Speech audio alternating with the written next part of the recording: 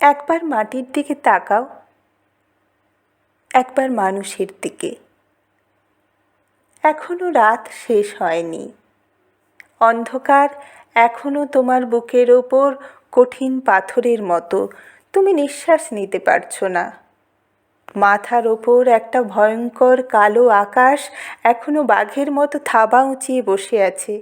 তুমি যেভাবে পারো ওই পাথরটাকে সরিয়ে দাও, আর আকাশের ভয়ঙ্করকে শান্ত গলায় এই কথাটা জানিয়ে দাও, তুমি ভয় পাওনি।